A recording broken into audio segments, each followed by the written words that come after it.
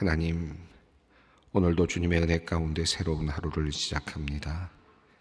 이른 새벽 깨어난 순간부터 주님의 숨결과 선하신 사랑이 우리를 감싸고 있음을 느낍니다.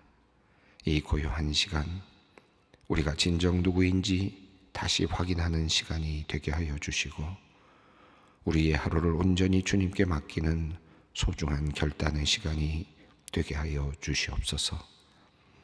오늘 우리가 만나는 모든 사람들, 해야 하는 모든 일들 가운데 주님께서 함께 하시기를 원합니다. 주님 앞에서 부끄러운 일들을 행하지 않게 하시고, 주님의 영광 가리는 말과 행동을 주의하며 또한 말하며 행하게 하여 주시옵소서. 주님의 자녀로서 우리의 행실과 언어가 아름답게 하시고, 모든 사람들에게 기쁨이 되고 모범이 되게 하여 주시옵소서. 이번 주간 전국에 걸쳐서 무더운 장마가 시작되었습니다. 그 어느 해보다 무덥고 힘든 장마가 될 거라는 보도가 계속되고 있습니다. 하나님, 우리가 서로 힘이 되고 도움이 되는 이웃들로 함께 살아갔으면 좋겠습니다. 짜증이 나고 불편함이 있지만 이런 때일수록 서로 양보하며 서로를 이해해주는 수준 높은 국민들이 되게 하여 주시옵소서. 이럴 때에 우리 성도들이 먼저 너그러운 마음으로 사람들을 대하게 하셔서 주님의 자녀답게 소금과 빛의 직분을 감당하게 하여 주시옵소서. 운전할 때나 주차할 때에, 그리고 식사할 때나 이동할 때에 주님께서 나를 보고 계신다는 생각으로 늘 조심하며 바르게 말하고 행하는 우리 성도님들이 되게 하여 주시옵소서. 하나님, 우리나라 대한민국을 위해 기도합니다. 대통령을 비롯하여 국가의 살림을 이끌어가는 공무원들에게 국민을 사랑하는 마음을 주시고 공의를 실천하고자 하는 열의를 주시옵소서. 나만을 생각하는 이기주의에서 벗어나 함께 잘 사는 길, 모두를 행복하게 하는 일에 몰두하게 하셔서 진정 이 땅의 백성들에게 행복감을 주는 지도자들, 공무원들이 되게 하여 주시옵소서. 특별히 장마철을 맞으며 재난에 대한 우려가 있습니다. 이번 여름에는 인재라는 말이 나오지 않도록 모두 정부의 관련 부처 모두가 마음과 힘을 모아 세밀하게 여러 상황을 살피게 하시고 비상 상황에 대처하게 하여 주시옵소서. 하나님, 6.25 전쟁 이후 여전히 분단된 이 민족을 긍휼히 여겨 주시옵소서. 모든 것이 폐허가 되었던 이 땅이 70여 년 만에 어떻게 이렇게 번영된 나라로 세계에 우뚝 설 수 있게 되었는지 생각하면 할수록 신기하며 또한 감사합니다. 하나님, 주님께서 우리를 전쟁 가운데서 지켜주시고 무엇보다도 우리 대한민국을 자유민주주의 국가로 세워주시고 이렇게 자유롭게 예배당에서 예배하고 기도할 수 있게 하셨으니 이 은혜를 우리가 결코 잊지 않게 하여 주시옵소서. 이 나라 이 땅의 수많은 믿음의 선조들의 간절한 기도를 통하여 이렇게 풍족하고 많은 열매가 있는 나라로 성장하였음을 늘 기억하며 우리도 미래의 세대들을 위해 기도하는 일을 쉬지 않게 하여 주시옵소서. 하나님, 저 북녘 땅을 위하여 기도합니다. 하나님의 복음이 저 흑암의 땅에 흘러들어가 죽은 땅을 살리는 기적이 일어나기를 소망합니다. 원래 복음으로 가득하던 그 땅이 불신앙의 사상, 유물론과 공산주의 사상이 들어가므로 그만 삭막하고 메마른 땅으로 전락하고 말았습니다. 하나님, 이제 이 땅이 다시 주님의 말씀으로 살아나는 역사가 일어나게 하여 주시옵소서. 이 일을 위하여 헌신한 사람들이 있습니다. 북한 선교의 사명을 가지고 열심히 일하는 북방 선교부의 부장님과 임원들, 그리고 모든 회원들을 축복하여 주시옵소서. 미래소망센터를 운영하며 아이들을 교육하는 모든 봉사자들에게도 주님께서 한없는 은혜를 내려 주시옵소서. 속히 평화 통일의 날이 이르게 하셔서 남과 북이 한 목소리로 주님을 찬양하는 날이 오게 하여 주시옵소서. 배가 아파서 병원에 갔는데 충수염 진단을 받고 치료하던 중 CT 촬영에서 난소에 혹이 발견되어 오늘 수술을 받는 집사님이 있습니다. CT 결과 혹이 크고 악성의 가능성도 있어서 걱정하는 마음으로 수술대에 오릅니다. 주님께서 집사님을 사랑하시니 반드시 지켜주실 줄로 믿습니다. 수술이 잘 이루어지게 하셔서 후유증이 없게 하시고 속히 건강을 회복케 하여 주시옵소서. 이후 모든 검사에서 좋은 소식이 들려오기 원합니다. 주님께서 집사님의 몸과 마음을 든든하게 지켜주시옵소서. 간농양과 간염 증세로 입원한 집사님을 위하여 기도합니다. 응급한 상황은 넘어갔지만 한 주일간 입원하여 계속 치료를 받아야 합니다. 주님, 하지만 집사님의 정황이 녹록지가 않습니다. 3년째 난치병으로 병상에 있는 아내를 손수 돌보다가 입원을 하게 되었기에 입원 중에도 아내에 대한 걱정으로 마음이 무겁습니다. 주님, 집사님의 몸을 전능하신 손으로 안수하여 주시어 모든 염증이 속히 사라지게 하시고 속히 건강함을 회복케 하여 주시옵소서. 입원으로 남편의 돌봄 공백을 견뎌야 하는 아내 집사님에게도 주님께서 은혜를 베풀어 주시옵소서. 담대한 마음 주시고 도울 사람들을 보내주시며 이길 힘과 능력을 허락하여 주시옵소서. 오늘도 항암 치료를 받으며 투병 중인 성도님을 기억하며 기도합니다. 사랑하는 장로님, 권사님, 집사님, 성도님, 우리 청년들 한 사람 한 사람 주님께서 오늘도 위로하여 주시고 견딜 만한 힘과 용기 그리고 믿음을 허락하여 주시옵소서. 지우의 그 주님의 그 귀한 손길이 이들 모두에게 오늘도 강하게 임하여 주시옵소서. 하나님, 이제 역대기 말씀을 듣고자 합니다. 족보에 나오는 사람들 한 사람 한 사람을 우리가 다 알 수는 없지만 포로 귀한 공동체를 이끌었던 지도자들의 마음을 헤아려 보기 원합니다.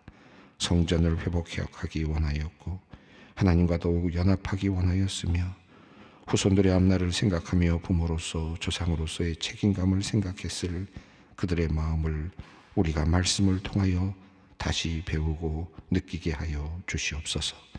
오늘도 성령님의 역사하심을 간절히 구합니다. 예수님의 이름으로 기도드립니다. 아멘. 오늘 우리에게 주시는 하나님의 말씀입니다. 역대상 3장 17절 24절 말씀입니다. 역대상 3장 17절로 24절 말씀 함께 봉독하겠습니다. 사로잡혀간 여고냐의 아들들은 그의 아들 스알디엘과 말기람과 부다야와 세낫살과 여가메와 호사마와 느다바요. 부다야의 아들들은 수룹바벨과 시므이요.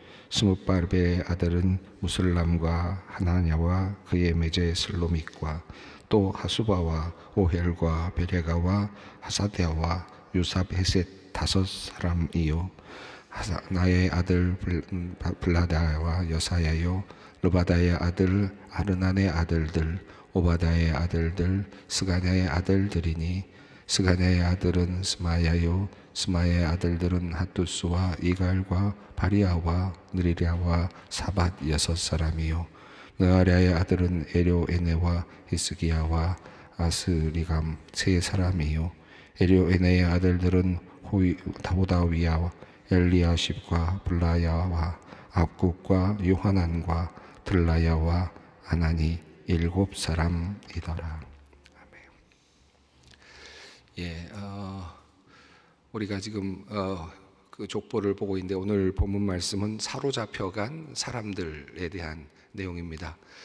지난 바로 어제 읽었던 우리 본문 말씀은 포로로 잡혀가기 전까지의 족보였습니다. 솔로몬 왕으로부터 시작해서 통일된 아주 큰 왕국을 이루었던 솔로몬, 그리고 또 중요한 것은 그 예루살렘 성전을 아름답게 지었던 그 솔로몬, 그 이후에 일어났던 역사들을 쭉 살펴보았을 것입니다. 포로로 잡혀갔다가 돌아오는 백성들의 마음, 그리고 그들은 왜 우리가 포로로 잡혀가게 되었었는가를 생각해야 했을 것인데 그 이름들, 솔로몬의 영광스러웠던 이야기 그 장면, 그의 삶을 생각하면서 그 위에 일어났던 수많은 이름들을 쭉 되새겨보면서 아마 많은 생각들을 했을 거라고 생각합니다. 우리가 어저께 읽었던 그 이름들은 사실은 하나하나가 또 이야기를 해나가다 보면 더 깊어지고 더 많아지는 그런 내용들이어서 좀 복잡하게 느껴졌을 수도 있겠습니다만은, 어제 읽었던 내용들을 한마디로 우리가 요약해 본다면 통일, 아주 큰 왕국을 이루고 번성한 나라를 이루었던 그 다윗, 그리고 솔로몬 이후에 두 나라로 나뉘어지게 되고, 그리고 그 다음에는 그 예루살렘 성전을 중심으로 온전한 예배를 드리고, 그리고 충성된 하나님의 백성이 되기를 원했던 그 나라가 다른 그 신들이 들어오고, 그래서 그런 다른 신들을, 바알과 아세라를 섬기는 그런 신들이 들어오고 혼합된 종교가 되어가고, 때로는 어떨 때는 어떤 왕은 조금 더 나은 왕이, 선한 왕이 나와서 그것을 좀 더 개혁하려고 하고 다시 바꾸려고 노력을 하고, 또 성전을 수축하기도 하고 고치기도 하고, 또 성전문을 좀 다시, 북문을 다시 만들어서 달기도 하는 그런 일들을 하였지만, 그러나 또 다시 반복적으로 다른 왕이 나타나서 또 다른 이방 종교를 가져오고, 심지어는 다른 아수르의 어떤 신앙의 그런 것들을 제단 안으로까지 가지고 들어오는 그런 일들이 일어나게 되었습니다. 아마도 이 왕들의 이름을 쭉 읽어나가는 과정 속에서 아마 그들은 그 모든 사건들을 아마 조금씩 하나씩 기억할 수 있었을 거라고 생각합니다. 그리고 마침내 하나님께서는 진노하시면서 이들을 이제 포로로 잡혀가도록 하셨습니다. 자, 이 큰 긴 역사의 흐름을 우리는 족보라고 하는 이름들의 흐름 속에서 아마 또 우리는 그것을 알아차려야 되는 그런 의무가 있다라고 생각이 들기도 합니다. 자, 오늘 본문 말씀은 이제 이렇게 해서 포로로 잡혀간 사람들의 이야기입니다. 그러니까 조금 더 가까이 다가온, 그 당시에 포로에서 잡혀갔다가 돌아오는 사람들의 입장에서 본다면 우리 시대의 사람들이라고 할 수 있겠습니다. 그러니까 현 시대의 사람들, 그 당시로서요, 당시 사람들에게는 현실감이 느껴지는 사람들의 이름이라고 할 수 있겠습니다. 전에 읽었던 본문은 멀리 있는 사람들의 이름들이었다면, 그러나 이 본문에 나오는 이름들은 내가 보았던 사람일 수도 있고 내 옆에 가까이 있었던 사람일 수도 있는 그런 사람들의 이름이라고 할 수 있겠습니다. 그리고 또 한 가지 이 이름의 특징이 있다면, 이 이름들은 사실은 만약에 이스라엘 백성들이 포로로 잡혀가지 않았더라면 왕의 이름으로서 이름을 올렸을 왕의 후보자의 이름들이기도 했을 것입니다. 이스라엘 왕의 이름으로 올라갈 수 있었던 사람들. 그런데 그만 선조들의 그만 잘못으로 인해서 그들은 나라를 지금 빼앗긴 상태고 포로가 되었고, 이제는 이스라엘 왕위라고 하는 그 왕위를 이제 이어가지 못하는 상태가 되었습니다. 자, 참 안타깝고 아쉬운 그런 인생의 길을 가고 있는 사람들의 이름들이라고도 할 수 있겠습니다. 자, 바벨론으로 잡혀가고 있는 사람, 또 사람부터 시작해서 그들의 가문들, 왕권으로 이어질 수 있었을 그 가문들의 이름이 오늘 설명되고 있습니다. 또 하나, 이 이름 중에서 여기서 다시 살아나오는, 회복되는 이름들이 여기에 등장하고 있습니다. 하나님의 역사하심이 드러나는 이름들이 이 안에 가득 들어 있습니다. 자, 이 관점을 가지고 한번 오늘 본문을 함께 살펴보겠습니다. 17절 말씀입니다. 사로잡혀간 요고냐의 아들들은 그의 아들 스알디엘과, 자, 여기가 지금 포로로 잡혀간 1세대를 지금 이야기하고 있습니다. 사로잡혀간 여고냐라고 되어 있어서 여고냐가 누굴까? 조금 다른 이름들하고 좀 또 생소한 이름으로 그렇게 느껴질 수 있는데, 앞서 잠깐 나왔습니다만은 여고냐는 여호야긴 왕을 의미합니다. 그러니까 여호야긴 왕의 다른 이름이라고 할 수 있겠습니다. 이 여호야긴 왕은 이스라엘을 이제 대표해서 결국은 사로잡혀간 마지막 왕이라고 할 수 있겠습니다. 그래서 바벨론으로 잡혀가서 포로 생활을 하게 되는 왕의 이름입니다. 이 왕가가 이제 바벨론에 잡혀가서 이스라엘을 대표하는 하나의 가문으로서 그곳에서 포로 생활을 하게 되죠. 그러니까 이스라엘의 마지막 왕에 해당이 되고요. 그 다음에 남유다에 남겨졌던 시드기야 왕이 있었습니다. 그도 나름 남유다 지역을 통치하는 그런 일을 했지만 결과적으로는 바벨론을 향하여 반역을 하다가 결국 시드기야는 죽임을 당하게 되죠. 결국은 또 아들이 죽는 것을 보게 되고, 그리고 눈을 빼는 그런 마지막 형벌을 받고 잡혀가는, 결국은 죽게 되는 이제 그런 일이 있습니다. 그래서 포로로 잡혀간 생존자로서의 이제 왕의 가문은 여호야긴 왕이 되겠습니다. 자, 이 여호야긴 왕의 가문을 통해서 이제 이스라엘 백성들의 회복이 이제 꿈꿔지는 겁니다. 그리고 돌아오는, 이스라엘로 다시 예루살렘으로 돌아오는 꿈을 이제 꾸게 되는 것이죠. 그러니까 물론 같이 따라간 많은 이스라엘 백성들이 있겠지만, 그러나 대표성을 가지고 있는 가문이 바로 이 여호야긴 왕의 가문이라고 할 수 있겠습니다. 자, 그래서 여고냐의 아들들의 이름이 나오는데 스알디엘과라는 첫 번째 이름이 나왔습니다. 그리고 그 같은 평행선으로 18절 이제 족보의 이름들이 나옵니다. 함께 읽겠습니다. 말기람과 부다야와 세나살과 여가мя와 호사마와 느다바요. 여고냐의 아들들의 이름으로 스알디엘, 말기람, 부다야 이렇게 쭉 이름들이 소개되고 있습니다. 그러니까 여고냐의 바로 밑에 후손들이라고 볼 수 있겠습니다. 여호야긴 왕의 왕자들이었죠. 이들은 앞서 말씀드린 것처럼 이제 왕권을 유지할 수 있었고, 나중에 만약에 포로로 잡혀가지 않았더라면 남유다를 통치했을 왕 계승 후보자들의 이름이었다고도 할 수 있겠습니다. 그러나 이제 그들은 포로로 이제 잡혀가게 되었고 포로 생활을 하게 되는 이름들입니다. 아마 조금 눈에 들어오고 또 익숙한 이름이 스알디엘이라는 이름이 아마 여러분 귀에 조금 더 들어오실 거라고 생각하고, 다른 사람들의 이름은 그다지 이렇게 눈에 들어오거나 귀에 익숙한 이름이 있지 않다는 것을 아마 느끼시게 될 텐데요. 그런데 이제 그 19절을 읽으면 조금 이제 우리가 알고 있던 것 좀 다른 내용이 하나 나오긴 합니다. 19절 말씀 읽겠습니다. 부다야의 아들들은 수룹바벨과 시므이요. 수룹바벨의 아들은 무술람과 하나냐와 그의 매제 슬로믹과. 자, 이렇게 이어지고 있습니다. 자, 첫 번째 세대는 여고냐 왕, 여호야긴 왕이 잡혀가고, 그리고 그 아래 세대는 스알디엘로 시작되는 아래 세대 사람들이 있고 아들들이죠. 그리고 그 아들들 중에서 먼저 지금 거명되고 있는 사람이 부다야의 아들들이라고 이렇게 되어 있습니다. 그런데 부다야의 아들들 중에 스룹바벨이라는 이름이 나왔습니다. 여러분, 스룹바벨 성전 들어보셨죠? 스룹바벨은 이제 후에 포로로 잡혀갔다가 돌아오는, 포로에서 귀환해서 첫 번째로 귀환하는 그룹 속에서 이제 예루살렘에서 성전을 짓는 일을 하는 이제 그런 사람이죠. 굉장히 중요한 역할을 하는 사람인데, 결국은 이 사람이 이 왕권, 그러니까 이 왕가문의 왕의 가문 속에 있었다라는 것을 우리가 읽을 수 있습니다.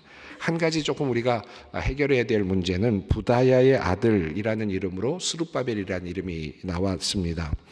이 부분은 우리가 조금 혼란스러운 부분인데, 상당히 다른 많은 본문들에는 이 스룹바벨이라고 하는 사람이 스알디엘의 아들로 이렇게 되어 있기 때문입니다.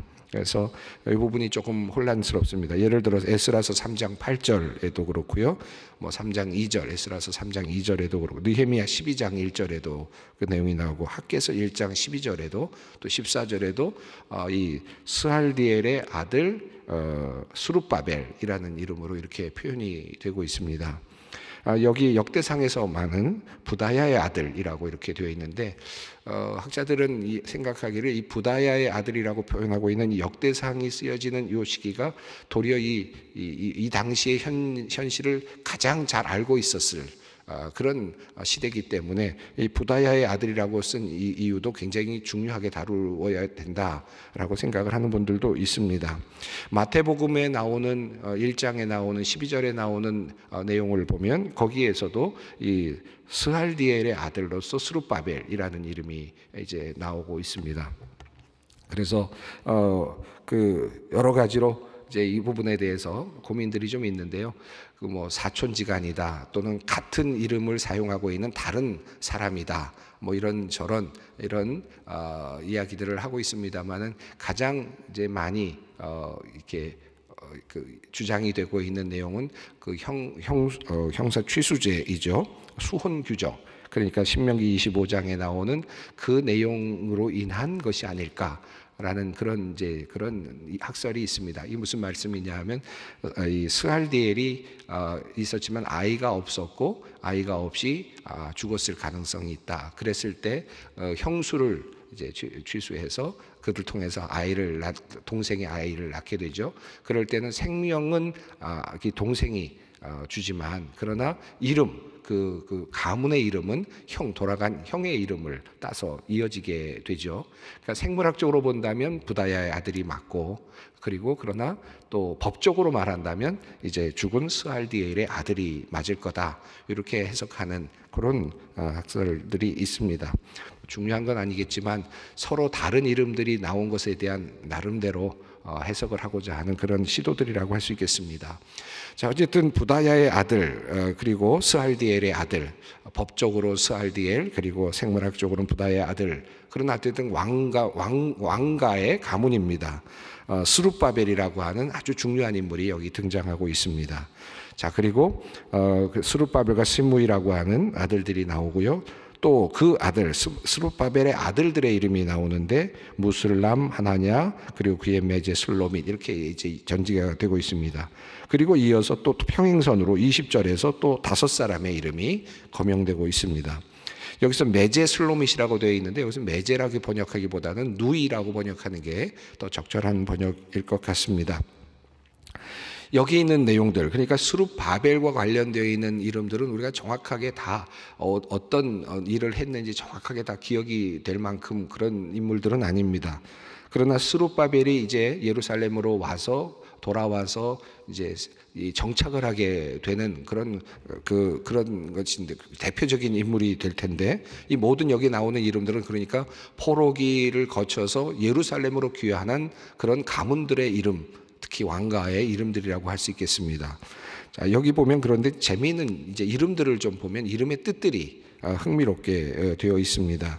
이 무슬람이라고 하는 이름, 스룹바벨의 아들들의 이름들이 특별하게 좀 주목을 끌만한데 무슬람이라고 하는 이름은 회복된다, 대가를 치른다라고 하는 그런 뜻을 가지고 있습니다.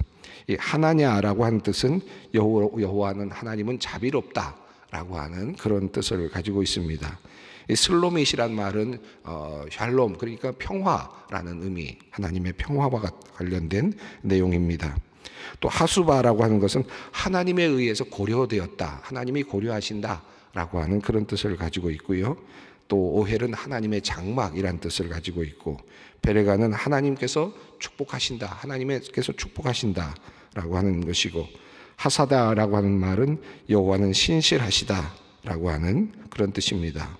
또 유삽 헤셋이라는 말은 충성된 사랑이 돌아온다 라고 하는 그런 뜻들을 가지고 있습니다. 그러니까 이 수룹바벨이라고 하는 매우 중요한 인물 그리고 지도자죠. 이스라엘의 지도자로 세워지는데 그 아들들의 이름을 면면을 쭉 살펴보면 하나님께서 축복하시고 하나님께서 다시 생각해 주시고 하나님께서 자비로우시고 하나님께서 돌아오게 하시고 이와 같은 이런 내용들로 가득 차 있습니다. 그 이름들을 보면 하나님께서 이제 그들을 다시 생각하셔서 그들을 끌고 가시는, 다시 돌아오게 하시는 그런 의미가 담겨 있습니다. 과거 솔로몬부터 시작해서 이어지는 그 이름들, 이어지는 이름들은 다 그 왕들이 어떻게 했느냐, 왕들이 성전을 짓기도 하고 때로는 성전을 보수하기도 하고, 또 왕들이 또 성전 안에 다른 종교를 가져오기도 하고, 혼합된 종교를 만들기도 하고, 그래서 하나님의 진노를 사기도 하고, 이런 역사의 흐름이었거든요.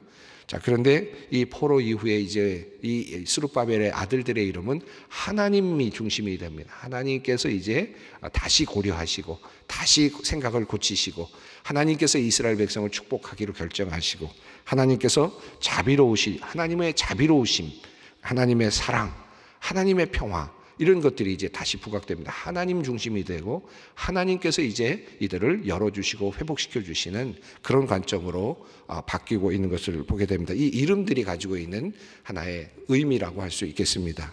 자, 그리고 나서 이제 21절 말씀을 읽겠습니다. 하나냐의 아들들은 블라데와 여사야요, 또 르바야의 아들, 아르난의 아들들, 오바다의 아들들, 스가냐의 아들들이니.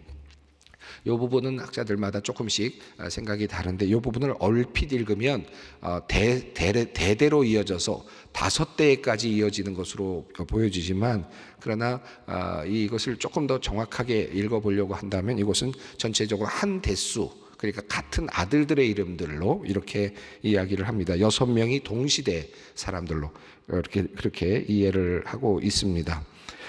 그래서 영어를 좀 보시면, 영어로 내용을 쭉 보시면 그런 뉘앙스가 담겨 있도록 해석을 하고 있습니다.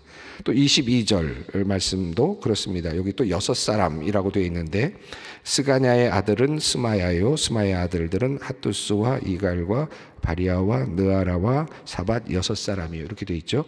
여기 보시면 6사람이라고 되어 있는데 얼핏 읽으면 5사람처럼 보입니다. 그래서 앞에 있는 스마야까지를 합해야 이 6사람이라는 게 정확히 맞죠. 마찬가지로 21절도 같은 방식으로 이제 읽어야 이 정확하게 이 아들들의 그 대수를 환산할 수가 있겠습니다. 자, 23절 읽습니다. 느아리아의 아들은 에료에네와 이스기야와 아리스감 3사람이요. 24절 읽습니다. 에료에네의 아들들은 호다위야와 엘리아십과 블라야와 압국과 요하난과 들라야와 아나니 7사람이더라. 예, 뭐 에료에네의 아들, 뭐 이런 이름들은 여기 한 번만 나오지 않는 이름들입니다. 그래서 여기 있는 이름들을 우리가 다 알 수는 없고 그저 상상을 해야 되는데, 여기 있는 이름들은 지금 읽어가는 사람들은 다 알고 있는 이름이고요. 또 무엇인가 어디에선가 역할을 했을 사람들이고, 아마도 생각하건대 성전을 복원하고 또 예루살렘으로 귀환하는 과정에서 역할을 하고 또 중요한 일들을 했을 만한, 남길 만한 이름들이 아니었을까, 이렇게 상상을 해보게 됩니다. 자, 여기서 스룹바벨을 하나님께서 다시 이제 세워주시는 장면이 나오는데, 그 마지막에 요 부분 하나 보고 정리를 해보겠습니다. 예레미야서 22장 24절을 보면 이런 말이 나옵니다. 고니야가 여호야긴이 나의 인장 반지를 할지라도 내가 빼어서 느부갓네살에게 주겠다라고 하는 내용이 예레미야 22장에 나오거든요.